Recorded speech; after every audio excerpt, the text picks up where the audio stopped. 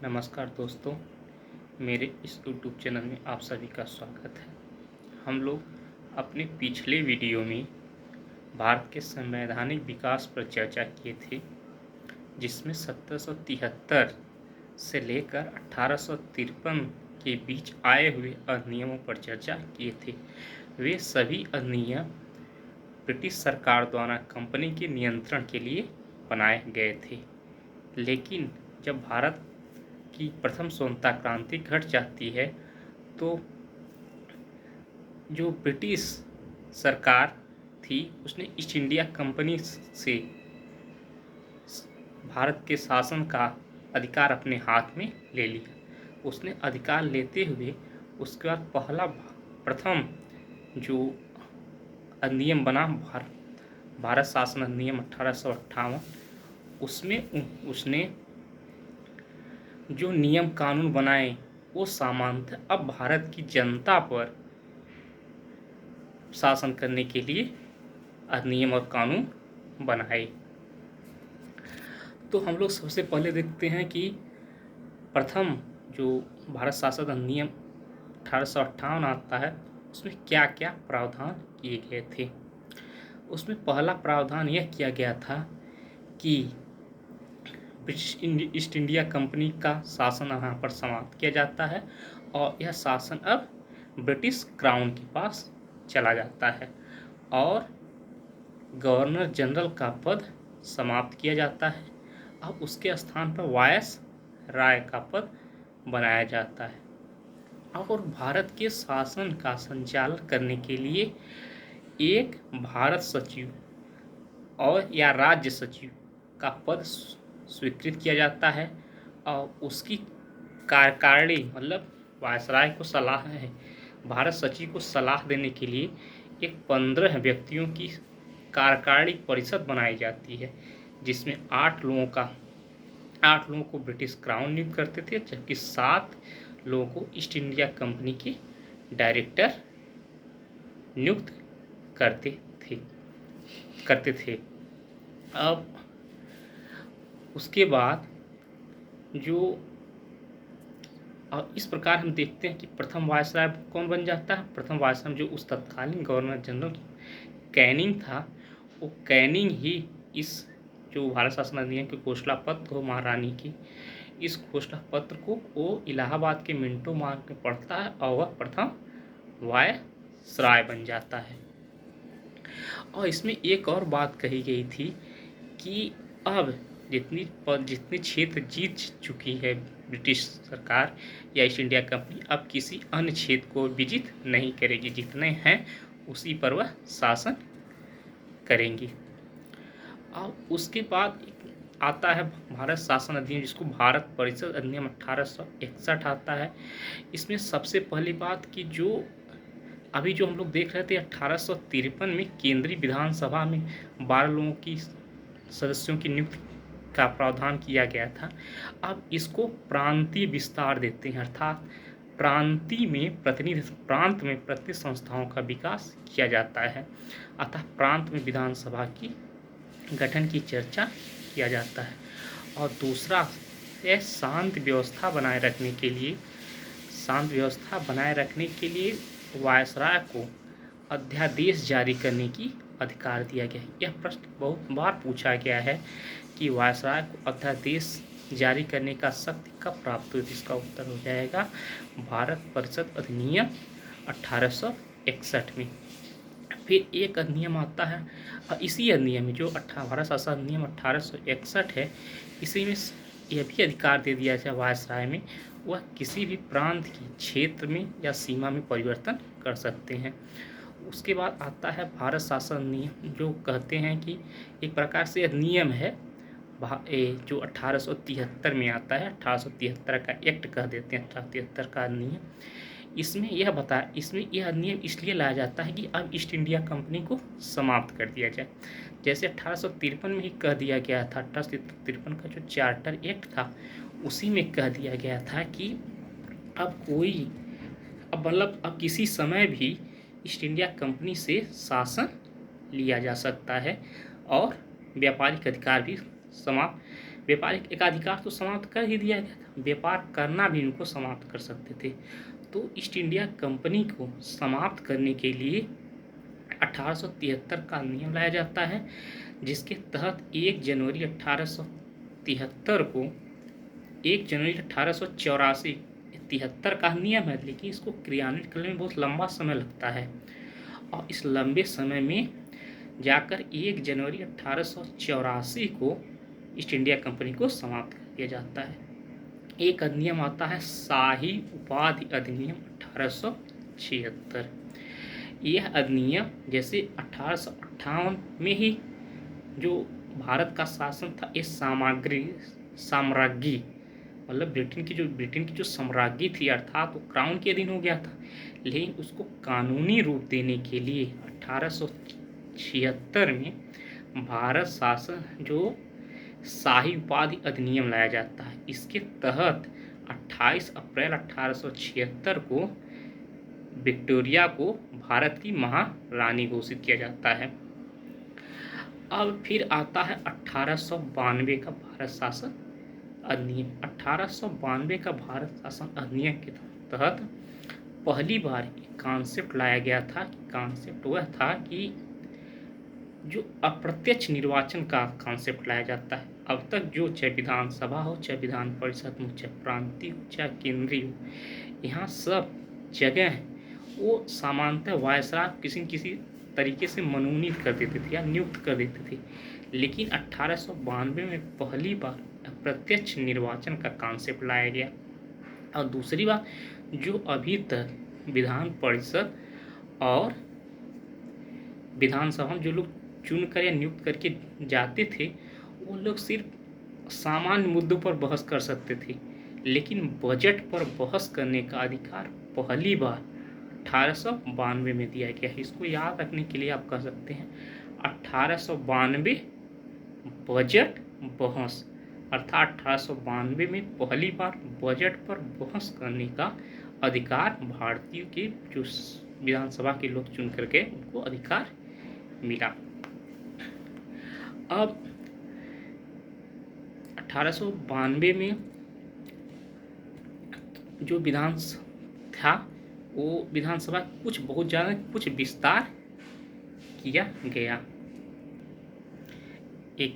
लेकिन जो बजट पर सिर्फ बहस का अधिकार दिया रखा है, न इस पर प्रश्न पूछने का अधिकार दिया गया था और न ही इस पर मतदान करने का अधिकार दिया गया था।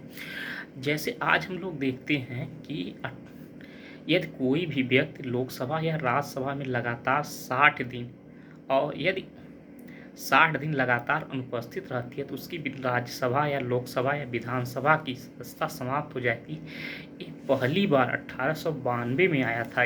नियम में बात कही गई थी कि यदि कोई व्यक्ति 60 दिन से लगातार वह विधानसभा से अनुपस्थित रहता है तो उसकी सदस्यता समाप्त कर दी जाएगी। और फिर आता है भारत शासन अधिनियम 1909। 1909 के भारत शासन अधिनियम को मार्लेमेंटे सुधार भी कहा जाता था, क्योंकि जो मार्ले है, जो पहलापन मार्ले है, वो तत्कालीन भारत सचिव थे और जो मिंटो थे वो यहाँ के वायसराय थे। मार्लेमेंटो सुधार में यहाँ पर सबसे पहले सांप्रदायिक बीज बोया जाता है। सांप्रदायिक बीज का मतलब ये हो गया कि पहली बार पृथक मुस्लिम निर्वाचन मंडल की गठन की बात की जाती है। जैसे कहते हैं मार्लेमेंटो सुधार, जो मिंटो जी आए थे, ये दो चीज़ों को फोड़ने के काम किए थे। एक भारत के कांग्रेस के नरमपंथी और गर्मपंथी नेताओं में फूट डालने का किए, और जो मुस्लिमों और हिंदू में फूट डालने का लेते। इसलिए यहाँ पर क्या था, मुस्लिम को पहली बार पृथक निर्वाचन मंडल का प्रावधान आता है। और इसलिए यह कहा जाता है कि यह फूट डालो राज करो नीति का एक कानूनी रूप दिया गया। और जो हम लोग देखे थे कि 1892 के अधिनियम में सिर्फ बजट पर बहस करने का अधिकार दिया गया था, यहाँ पर उसने थोड़ी सी और वृद्धि करते हुए बजट पर प्रश्न पूछने का भी अधिकार दे दिया गया। लेकिन यहाँ भी मतदान का अधिकार अभी नहीं दिया गया। और पहली बार वायसराय के कार्यकारिणी में और भारत सचिव की कार्यकारिणी में भारतीयों को शामिल किया गया। वायसराय की कार्यकारिणी में एसपी सिन्हा, सत्येंद्र प्रसन्न सिन्हा को शामिल किया गया, जबकि भारत सचिव के कार्यकारिणी में दो भारतीय, एक सैयद हुसैन बिलग्रामी और दूसरे केजी गुप्ता को शामिल किया गया। और इसमें केंद्रीय विधानसभा में और वृद्धि करते हुए इस विधानसभा सीटों की संख्या 60 कर दी गई। इसके बाद आता है भारत शासन अधिनियम 1919 के भारत शासन अधिनियम को मॉन्टेस्क्यू चेम्सफोर्ड सुधार भी कहते हैं, क्योंकि यह जो भारत शासन अधिनियम आया था यह मॉन्टेस्क्यू के घोषणा पत्र पर आधारित था। जो मॉन्टेस्क्यू घोषणा पत्र में कहे थे कि हम धीरे धीरे भारत में उत्तरदायी शासन की व्यवस्था देंगे, तो उस चीज़ को बारे में कुछ न उत्तरदायित्व की बात की गई थी। इसमें उत्तरदायित्व की बात में यह पहला कदम था कि ये प्रांतों में द्वैत शासन लागू किया गया। अब देखिए द्वैत शासन आपको यहाँ थोड़ा सा समझना होगा कि जो द्वैत शासन है, एक्चुअल में द्वैत शासन थोड़ा सा जान लेते हैं कि द्वैत शासन का कॉन्सेप्ट दिया था लियोनेस कार्टिस ने। जो लियोनेस कार्टिस ने दिया था द्वैत शासन का, सबसे पहले उन्होंने डायरकी नाम की एक पुस्तक लिखी थी। द्वैत शासन होता है का प्राय यह होता है किसी भी सत्ता में एक ही सत्ता के दो हिस्से कर दिए जाएं, और ऐसा दो हिस्से कर दिए जैसे 1919 के मॉन्टेस्क्यू चेम्सफोर्ड सुधार में एक प्रांत सरकार के दो हिस्से कर दिए गए, एक में हस्तांतरित शक्तियाँ और एक को आरक्षित शक्तियाँ। जो आरक्षित शक्तियाँ थी क्या है वो वायसराय अपने हाथ में रखा रहा, और जबकि हस्तांतरित शक्तियाँ हो जो समानतः स्वास्थ्य, शिक्षा, लोक कल्याणकारी काम, ये सबके विधानसभा के पक्ष में हस्तांतरित कर दिया गया। और द्वैत शासन थोड़ा सा जान लेते हैं कि द्वैत शासन में कन्फ्यूजन हो जाएगा आप लोगों को। जैसे कि सबसे पहला द्वैत शासन जो देखते हैं तो बंगाल का द्वैत शासन, जिसे रॉबर्ट क्लाइव ने चालू करता है, और जबकि वारेन हेस्टिंग ने समाप्त करता है। 1765 में रॉबर्ट क्लाइव चालू करता है और 1772 में वारेन हेस्टिंग समाप्त करता है। फिर द्वैत शासन एक जगह और आता है ब्रिटिश काल में, यह है कि जब 1884 का पिट्स इंडिया एक्ट है, तो वहाँ पर बोर्ड ऑफ डायरेक्टर जो पहले से चले आ रहे थे, उसमें एक कॉन्सेप्ट है बोर्ड ऑफ कंट्रोलर। तो ये क्या था, ये ब्रिटिश ईस्ट इंडिया कंपनी में द्वैत शासन लागू कर दिया गया था। बंगाल का द्वैत शासन अलग है, ब्रिटिश ईस्ट इंडिया कंपनी का द्वैत शासन अलग है, और जो अब मॉन्टेस्क्यू चेम्सफोर्ड सुधार में द्वैत शासन लगाया जाता है, यह प्रांतों में द्वैत शासन लागू किया गया। अब इसमें जो हमारा वहाँ पर 1909 के भारत शासन अधिनियम में सिर्फ मुस्लिमों को पृथक निर्वाचन मंडल का प्रावधान किया गया, इसको यहाँ पर सिखों के लिए भी प्रावधान किया गया था। और यहाँ पर और जो केंद्रीय सरकार थी, वहाँ की जो केंद्रीय विधानसभा विधायिका थी, उसको दो हिस्से कर दिए गए। एक को जो राज्य परिषद कर दिया गया और दूसरी विधानसभा कर दी। यहाँ सीटों का संख्या बहुत महत्वपूर्ण नहीं है, लेकिन राज्य परिषद में 60 सीटें होती थी और विधानसभा में 145 सीटें होती थी। ये जो राज्य परिषद ये आज की राज्यसभा के तुल्य है, और जो विधानसभा है आज की लोकसभा के तुल्य है। और ये जो द्वैत शासन है, यह द्वैत शासन की समीक्षा के लिए एक मूडी मैंस समिति का भी गठन किया गया। अब जब यहाँ द्वैत शासन लगा तो कुछ धीरे धीरे उत्तरदायी सरकार की बात, इसलिए सब क्वेश्चन पूछा जाता है। उत्तरदायी शासन का सर्वप्रथम उल्लेख कहाँ किया गया, तो हो जाएगा मॉन्टेस्क्यू चेम्सफोर्ड सुधार अर्थात भारत शासन अधिनियम 1919 में। और इसी में लोक सेवा आयोग की गठन का बात की गई कि जो ली आयोग की सिफारिश पर संस्तुति पर फिर 1926 ईस्वी में लोकसभा आयोग का गठन किया जाता है। अब फिर आता है भारत शासन अधिनियम 1935।